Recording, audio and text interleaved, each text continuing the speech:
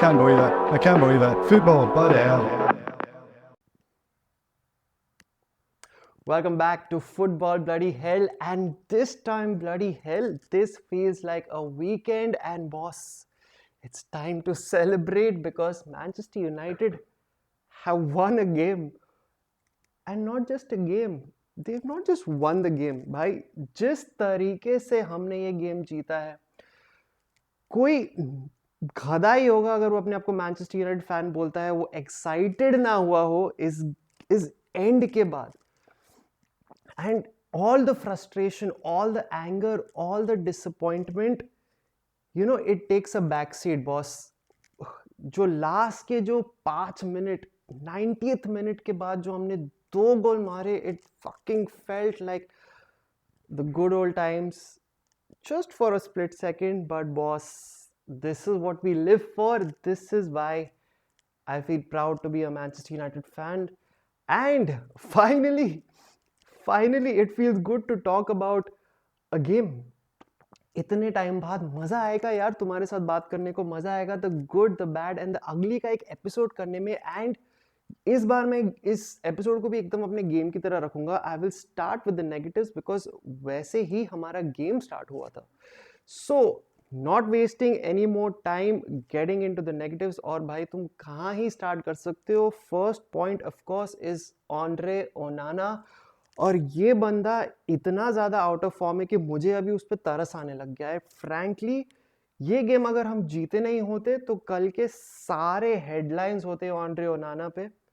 भाई उस तक बॉल पहुंचने से पहले काफ़ी मिस्टेक्स हुए, स्टार्टिंग विद कासेमेरो. उसके बाद लिंडलॉफ ने ट्राई किया क्लियर करने का, वो ठीक से क्लियर नहीं हुआ. But boss, the shot was so time and so lame and ओनाना fucked up again. now his now अभी टाइम ये आ गया ना कि he cannot just be bank on his previous exploits. अब सिचुएशन ऐसा आ गया है कि उसका कॉन्फिडेंस पूरी तरह से फ्लोर पे है बॉस. ना वो पासेस कर पा रहा है, ना वो अपना बॉक्स कमांड कर रहा है. एंड मे बी इसका एक ही रीजन हो सकता है कि the defence in front of him is constantly changing every single game. I understand that, but that does not justify you goofing up and not managing to hold on to the ball. Boss, यही अगर 2-3 game week back to back जो वो हगा है ना, यही हमारा David डेगिया भी हग रहा था. And we know what happened when that was happening. So I'm very happy that we did not lose this game. But clearly ये जो इंटरनेशनल ब्रेक है वो आंद्रे ओनाना के लिए बहुत, it's like a blessing in disguise because boss, he needs to refocus his game again. Moving on to the second point, which is the most important point. अगर तुम last season देखोगे ना, और चलो ठीक है, तुम लास्ट सीजन में think of the first 3 or 4 players that come into your head when you think about the ones that contributed the most. Marcus Rashford, Casemiro, Bruno Fernandes, maybe 1-2 more, but ये 3 तो confirm है. अब भाई ये तीनों जो कि हमारे की प्लेयर्स से लास्ट सीजन, वो इस season at best have been half decent. या तो एट बेस्ट उन्होंने 1 या 1.5 गेम अच्छा खेला है, बस उससे ज्यादा कुछ नहीं किया है. Casemiro this game very leggy, out of position, kept losing the ball, didn't know where his people were, fucked up for the goal, absolutely fucked up for the goal. He's not the same person. I don't know if it's a confidence or a fitness thing. I just don't know. Bruno Fernandes, boss, ये player जब out of form होता है ना, there are very few players who are more infuriating than Bruno Fernandes. I love him as a player, boss. I have zero doubts about the fact that he shouldn't be a captain. I want him to be a captain, but अब ये scene आ गया ना कि with great power comes great responsibility. भाई तू captain है अभी हमारे टीम का, you have to show more consistency. You can not fucking have flicks and tricks around their box and lose the ball over and over again. तू भाई खाली अपने एनर्जी पे गेम नहीं निकाल सकता. This is much more beyond than that. Clearly something is off with Bruno Fernandes. Maybe it's the constant changing of the team, his position. I feel for him. बेचारे को बार बार राइट मिडफील्ड में खिलाना पड़ता है. I feel for him, but come on, guys, he's not performing. Marcus Rashford, again, the same shit. Absolutely same shit. You know, people talk about his body language. It's negative. भाई उसका body language negative नहीं है मेरे हिसाब से. He is just bang out of form and he is low. इसलिए उसका body language तुम्हें negative लगता है because he knows he's not playing well. It's not about him throwing a tantrum. It's just that he's out of form, completely out of form. Same चीज था यार उसका वापस. his decision making was wrong. उसका कुछ impact नहीं आ रहा था. उसने कोई जितने भी runs लिए उसने जो भी ट्राई किया वो बिल्कुल भी नहीं. Nothing came off from him. अगर वो भी 45 मिनट्स में सब हो जाता ना, I would literally have applauded Eric Ten Hag. But चलो उसने उसको सब्स्टिट्यूट किया ही. तो ये तो मैंने खाली 3 लोगों के नाम लिए. इस पर तुम ऑन्ड्रे ओनाना को ऐड कर दो, ऊपर से मेसन माउंट जो कि नया है. He is showing a lot of energy. It's very hard and very early to जज हिम. तो अभी उसको मैं फिलहाल साइड पे रखूंगा. But guys I am literally naming 5-6 players out of 11. तो तुम सोच सकते हो कि there is you can see why we are performing so badly. Our key players are completely out of form. That leading into the third point, which is something that हमने बहुत देखा है यार. This is not the first time I'm seeing it. We still struggle to break through low blocks. हमने start किया typical तरीके से, काफ़ी प्रेशर और काफ़ी एग्रेशन के साथ. 10-15 मिनट निकाले हमने. उसके बाद ब्रेंटफोर्ड, टू देयर क्रेडिट, उन्होंने भी हमें काफ़ी अच्छा गेम दिया. And I was not expecting an easy game frankly. they counted for someone when they were playing against us. तो उस हिसाब से everything, like, it looked even, and then that goof up happened with Casemiro and we went goal down. अब हमने जो गोल कंसीड किया उसके बाद Brentford did the smartest thing possible, because उनको भी पता है boss Manchester United can not break down a defence. They literally collapsed in front of us और उन्होंने बहुत ही अच्छे से डिफेंड किया. I agree, but at the same time when you are talking about the names that we have, the Bruno Fernandes, the Marcus Rashford, the Rasmus Højlund, the right wing पे कौन, Mason Mount, Casemiro, we couldn't break through. और ये हमारी जो सबसे बड़ी issue है, this is going to definitely be it'll come to bite us in the ass and we need to do something about this. मतलब हम काफ़ी one dimensional लगते हैं when it comes to low block. And now that I think about it, the point 3 and point 2 are actually correlated. अब यार तुम लो block क्या तुम कोई भी ब्लॉक नहीं ब्रेक कर पाओगे अगर हमारे की प्लेयर्स ही परफॉर्म नहीं कर रहे. So I think it's interlinked, but at the same time it's little worrying. Not little worrying होता अगर 1-2 गेम में दिखता. अभी तो हर गेम में ये इशू दिख रहा है. So this is something that we need to keep an eye on. Now moving on to the positives. Boss finally हमारे पास कुछ पॉजिटिव्स है बात करने के लिए. And I want to start off with the shocking duo of Harry Maguire and Johnny Evans. Our प्यारा centre back partnership. हमारा 5th चॉइस और हमारा 6th चॉइस तो पता नहीं, मुझे लगा था वो तो कोचिंग करने आया है, but boss he is playing a very key and important role. Firstly big shout out to Harry Maguire. कोई भी मैनचेस्टर यूनाइटेड फैन ये नहीं चाहेगा कि वो अपने ही प्लेयर्स की बुराई करे, उनकी ही खिंचाई करे, उन्हीं के बारे में मीम्स बनाए. But I am sure, I hope even Harry Maguire realises that he deserves at least 75-80% of the criticism that he was getting. But this game he was good. और मैं इसलिए नहीं बोल रहा हूँ कि उसने एक असिस्ट दिया लास्ट में, द मैच विनर का असिस्ट किया. that brought an extra smile on my face जब मैंने देखा कि the assist came from Harry Maguire, because like I said guys, you don't want to talk shit about your own players. मैं तो चाहता हूँ कि हमारा हर एक प्लेयर अच्छा खेले हर गेम में.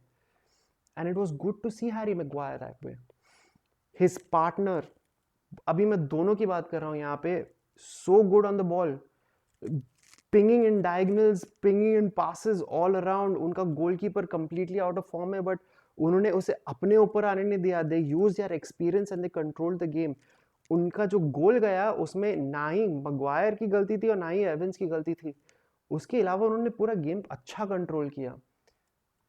And you know, sometimes where you see something good, you should really point it out. And I was very happy with their performances, both of them, Harry Maguire and Johnny Evans. Big shout out to you guys. और सच्ची बता रहा हूँ, जब तक हमारे ऐसे centre backs injured रहेंगे, हमें इन दोनों की ज़रूरत पड़ेगी. And I am happy to see them performing good.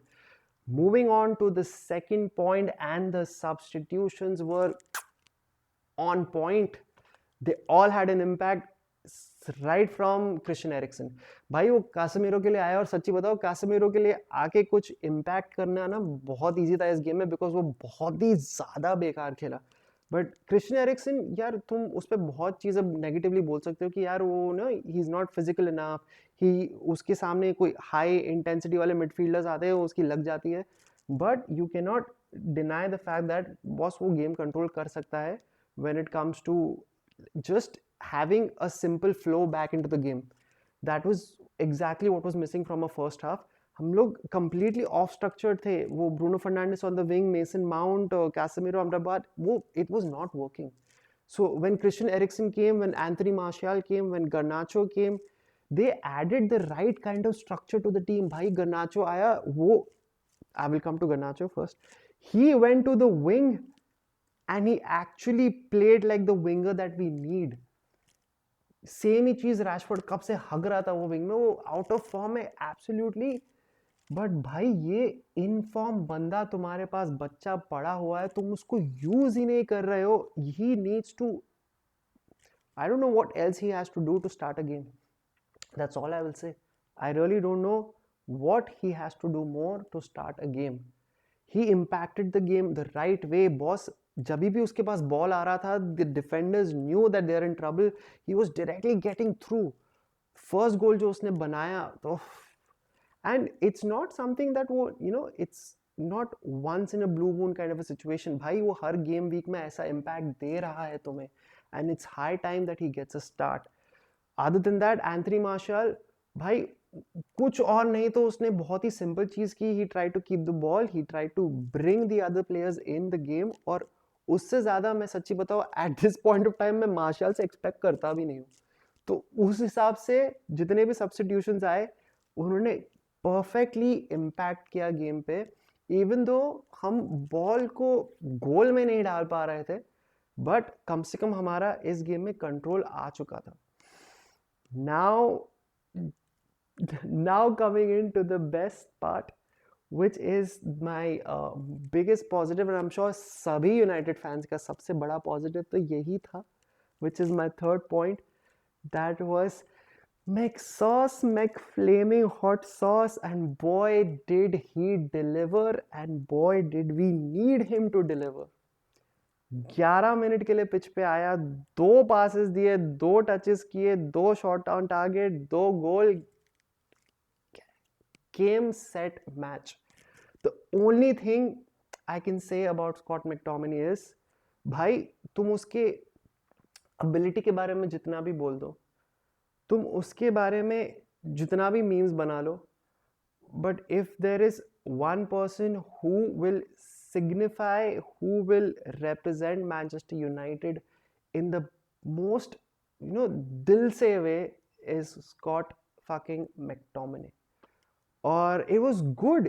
जैसे मैंने मैग्वायर के बारे में बोला, यार यहाँ किसी यूनाइटेड फैन को अच्छा नहीं लगता कि वो अपने ही प्लेयर्स की बुराई करे, and it was so effing good that McTominay had that impact that we hoped he would. Erik ten Hag, hats off. मटका मारा, डेस्परेशन था क्या था, but his substitutions worked. And Scott McTominay was actually used in a way where he is impactful. भाई उसके तुम Scotland के game देख लो, टॉप गोल स्कोरर है वो. यूरो क्वालिफायर्स में लिटरली टॉप गोल स्कोरर है. अभी उसने आके वही किया 11 minute. Like it was so good to see. It was so good to see him celebrate, and not just him, guys. पूरी team, we all fucking needed it.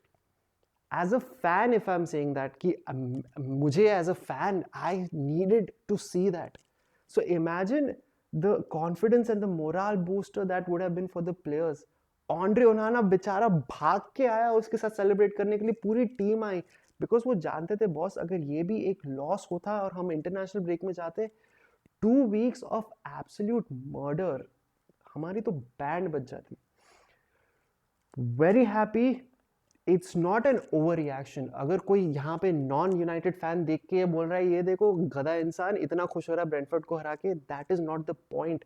The point is what this win signifies. जिस हिसाब से 90th minute के बाद 2 गोल मार के हम जीते boss, this moral boosting victory is what we needed. इतनी नेगेटिविटी है हमारे क्लब में. Players feel it. They are the first people to feel it. I just hope this has the right impact and we see a different United after the international break. But अभी खत्म नहीं हुआ है because like I said, it's good, bad and ugly. अभी ugly aspect बाकी है. I'm sorry, I'm going to end on this. But to be honest, my ugly aspect, my controversial aspect for now for Erik ten Hag is, after seeing this game, that you need to drop your favorites who are underperforming. Rashford, Bruno Fernandes, Casemiro, Jesus Christ, जो भी है पता नहीं, जो भी perform नहीं कर रहा है. Boss, it is time you bench them.